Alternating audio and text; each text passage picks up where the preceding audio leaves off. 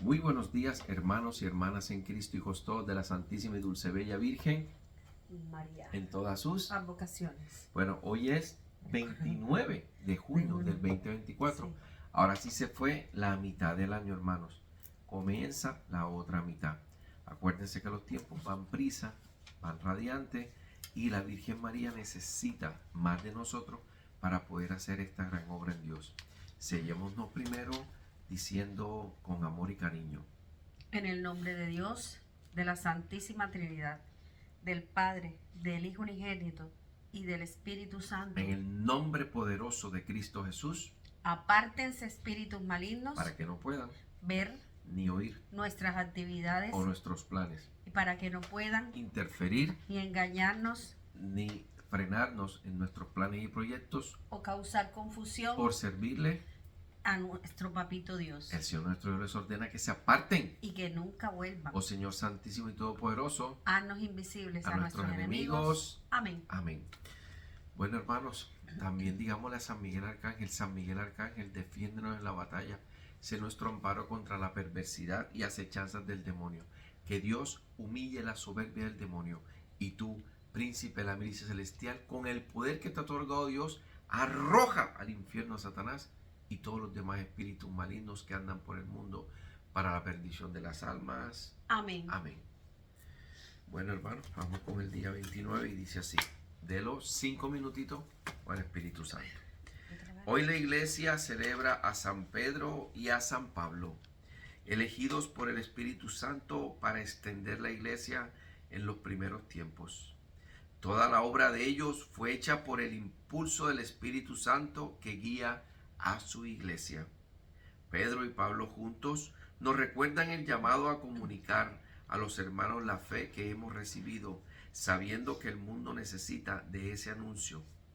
Creemos que la fe puede hacer nacer un mundo nuevo. De hecho, Pedro y Pablo, con su misión, apoyaron a cambiar la sociedad pagana de aquella época. Ellos nos enseñan a alimentar una esperanza comunitaria, porque no esperamos solo para nosotros, sino para el mundo y la historia donde estamos insertos. En realidad, esta es la dinámica propia del amor, por la cual se hace particularmente presente en la historia. El dinamismo del Espíritu Santo que nos arroja a lo insospechado. Estamos llamados a vivir el gozo de cooperar con la novedad del Espíritu, pero hay que dejar la cómoda orilla y arrojarse mar adentro.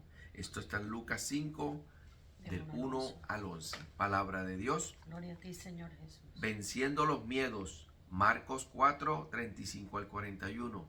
Palabra de Dios. Gloria a ti, Señor Jesús. Con la mirada puesta en Cristo. Mateo 14, 22 al 33.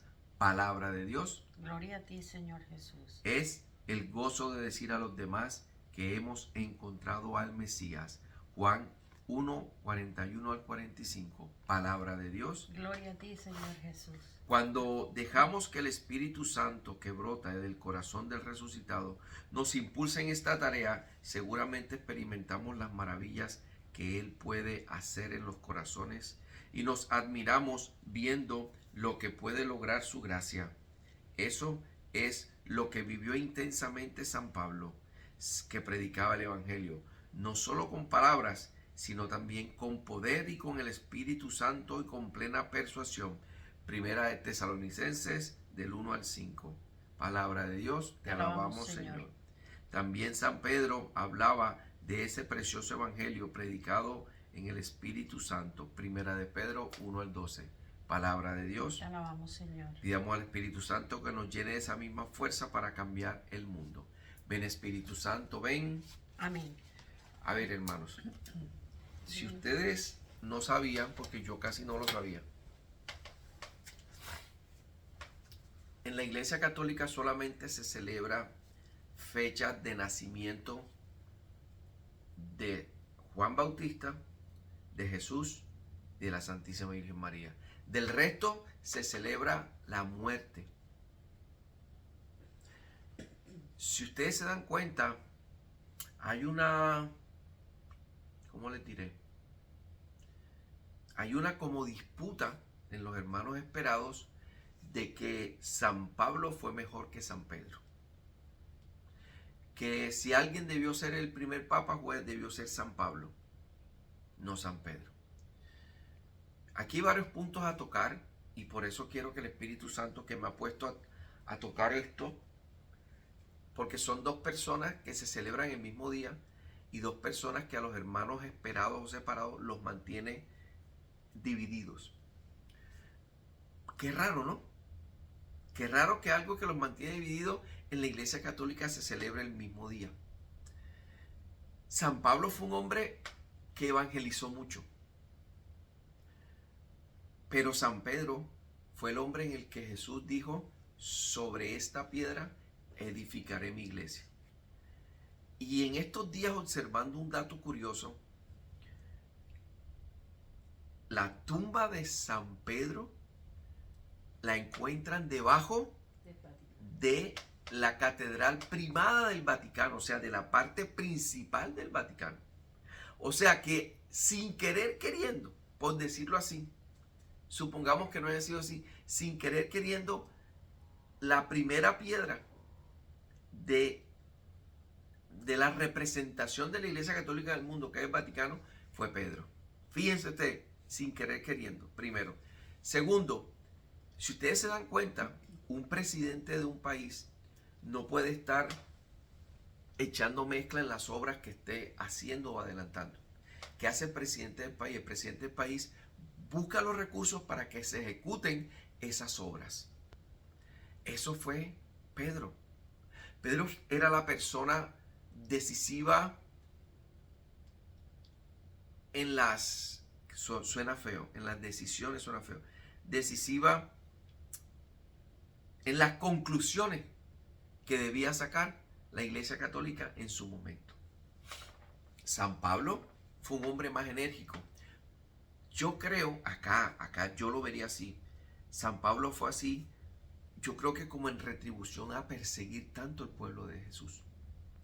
Por eso creo que San Pablo se esmeró tanto en dar a conocer la verdadera iglesia, porque él fue uno de los más grandes persecutores que tuvo la Iglesia Católica, la nueva Iglesia Católica.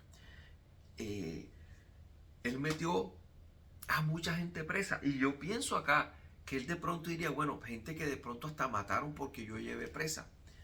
Entonces son dos grandes personas que el Espíritu Santo los adornó cuando el Espíritu Santo vino a los 50 días de Pentecostés y se posó sobre el colegio apostólico y la Santísima Virgen María. Ahora, lo que les decía, ¿por qué la Iglesia Católica celebra el nacimiento de Juan Bautista, de la Santísima Virgen María y de Jesús? Porque fueron los únicos que nacieron llenos ya del Espíritu Santo. A diferente de Pedro, que Jesús lo escogió, a diferente de Pablo, que Jesús lo escogió, a diferente de muchos mártires que fueron escogidos en el transcurso de sus vidas para que le sirvieran a la iglesia de Dios. Diferente a San Juan el Bautista, que acuérdense, el segundo misterio gozoso es la visita a la Santísima Virgen María a su prima Santa Isabel, y en ese momento el Espíritu Santo se posó en Juan el Bautista. O sea, ellos no nacieron con pecado, ellos nacieron limpios, nacieron listos para la obra del Señor. A pesar de que murieron Juan el Bautista y Jesús de una forma tan fea, la Virgen no, la Virgen subió a los cielos intacta, impoluta, y con el poder que Dios la hizo subir. Entonces, miren la importancia del Espíritu Santo en las personas que han sido grandes y que serán grandes a lo largo de todos los tiempos en la Iglesia Católica, porque es que eso es la Iglesia, eso vendría siendo la Iglesia, el Espíritu Santo de la Iglesia Católica, la luz, la verdad y el faro. Ahora vamos con la Santísima Virgen María, un día todos los días, y dice así: 29 de junio,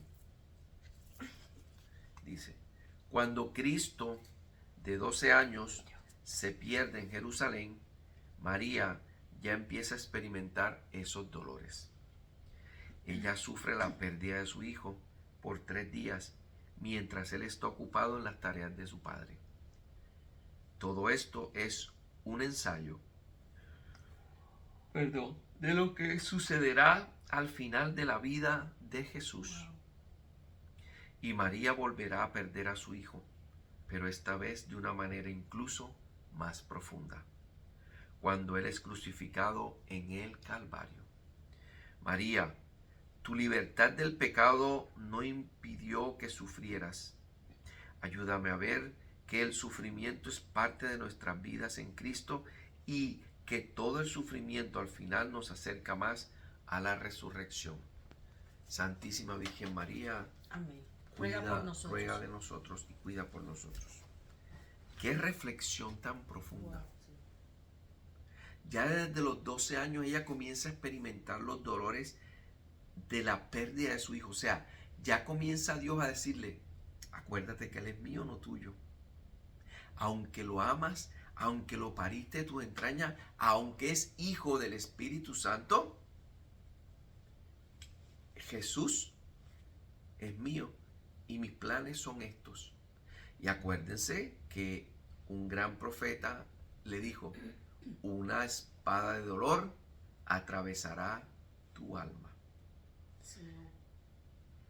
Yo digo una cosa, si la Santísima Virgen María no hubiese sido importante en la vida de Jesús, ¿ustedes no creen de que la Santísima Virgen María se hubiera perdido de un todo ya desde el principio? Y la Virgen María estuvo hasta el último suspiro de Jesús.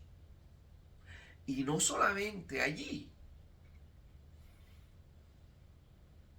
fue testigo de su resurrección, fue testigo de su ascensión a los cielos y fue testigo de la venida del Espíritu Santo.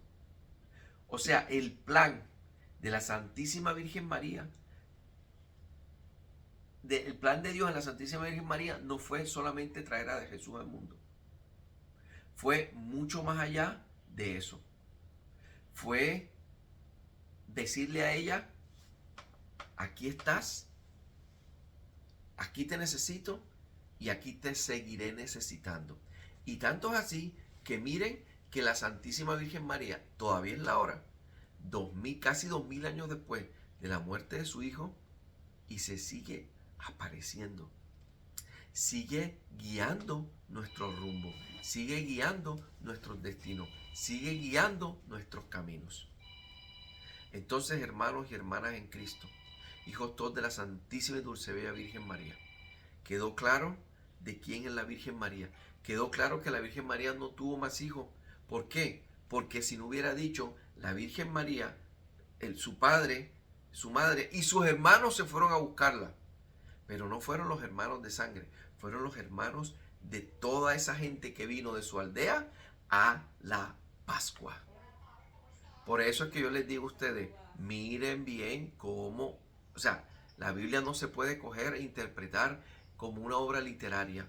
La Biblia no es una obra literaria, la Biblia es una obra que se necesita amar, aprender y llevar día a día en los caminos de Dios.